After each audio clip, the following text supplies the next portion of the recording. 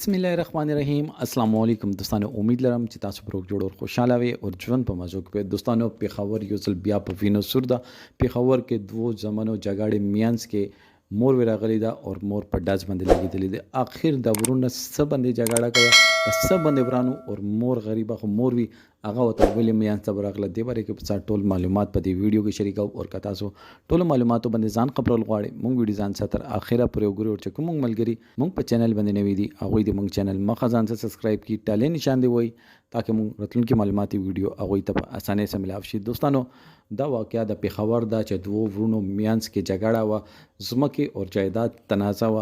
یو وی چې دازې بو خرڅای بل وی چې نه بو خرڅای، یو وی چې پلار اډو کې مونږ نه خرڅو بل وی چې خرڅو هغه یو بل باندې را باندې کړی دی. جګړه شروع شوې ده. مور خو مور وی مور نه د حالات ونه قتل شول. مور ولغه دوی میانس کې یو پکې تماچا را واغسله بل ورور باندې داس کولو چې مور وته میانس ته ورغلو هغه دازې په خپل سینې باندې وخړل او په ځای باندې حق ته ورسېدله. دوستانو مور خو مور وی مور خو ځکه هغه هستی ده چې خپل ځان باندې تکلیف وړل شي خو خپل بچی باندې تکلیف نه پیرزو کیږي.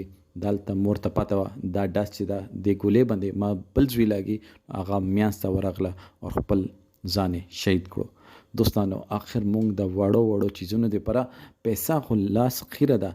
د پیسې لپاره مونږ خپل دومره خواږو پاکي رښتو باندې داس کوو. آخر مونږ کله به د داس قانون نه بوزو. مونږ ولې الله باندې اعتبار نشته؟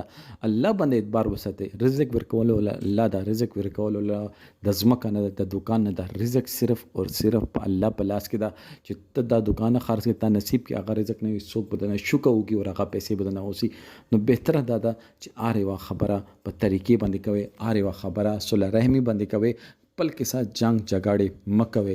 دوستانو مور لاړه دوی سو دغه دنیا او بیلله دوی مور او بیلله دنیا او بیلله دوی ته په دې دنیا کې به عذابي په هغه دنیا کې به عذابي چې کوم رور په داس باندې لګیدلې هغه اوس دې دنیا باندې لیوانا ګرځي. دوستانو مور جنت د جنت خیال ساتي.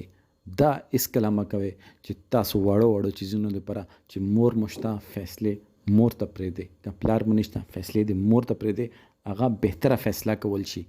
نو دوستانو دې باره کې تاسو سره د کمنټ سیکشن کې خپل رائے اظهار ضرور وکړئ. والسلام.